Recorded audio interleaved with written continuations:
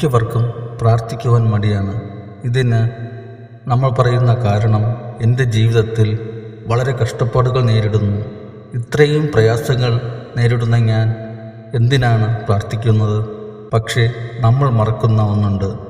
ജീവിതത്തിൽ ലഭിച്ച അനവധി ദൈവാനുഗ്രഹങ്ങൾ, സൗഭാഗ്യങ്ങൾ, ദൈവം നമ്മെ കൈപ്പിടിച്ചുയർത്തിയ നിമിഷങ്ങൾ, ഇത് നമ്മൾ ഓർക്കുന്നതിന് പകരം നമ്മുടെ മനസ്സിൽ നിറഞ്ഞു നിൽക്കുന്നത് കഷ്ടപ്പാടുകളുടെയും വേദനകളുടെയും ഒരു പിടി ഓർമ്മകൾ മാത്രമാണ്. യേശു പറയുന്നു, ഇത് പിശാചിൻ്റെ ഒരു കൗശലമാണ്. നമ്മുടെ പ്രാർത്ഥനയെ തടസ്സപ്പെടുത്താനുള്ള ഒരു പിടി മാർഗങ്ങളിൽ ഒന്ന് മാത്രമാണിത്. കഷ്ടപ്പാടുകൾ മാത്രം ഓർത്തിരിക്കുമ്പോൾ പ്രാർത്ഥിക്കുവാനുള്ള മനസ്സ് മങ്ങിപ്പോകും. പക്ഷേ നല്ല നേരങ്ങൾ വിസ്മരിക്കരുത്.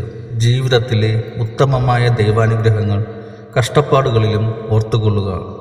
അപ്പോൾ പോരാട്ടം എളുപ്പമാകും. ജീവിതത്തിൻ്റെ ശ്രദ്ധാകേന്ദ്രം നന്മയായും ആത്മാവിൻ്റെ ശ്രദ്ധാകേന്ദ്രം ദൈവമായും നിലനിർത്തുമ്പോൾ പിശാചിൻ്റെ പദ്ധതികൾ നിങ്ങളെ കീഴ്പ്പെടുത്താനാകില്ല. ദൈവം നമുക്ക് നൽകിയിരിക്കുന്ന അനവധി നന്മകൾ ഓർക്കുമ്പോൾ പ്രാർത്ഥിക്കാതിരിക്കുവാൻ മനസ്സിന് കഴിയുകയില്ല. നമ്മളിൽ ഓരോരുത്തരും അർഹിക്കാതെ എത്രയോ കൃപകളുടെ കീഴിലാണ് ജീവിക്കുന്നത്. അതുതന്നെ പ്രാർത്ഥിക്കുവാൻ മതിയായ വലിയ ഒരു കാരണമല്ലേ?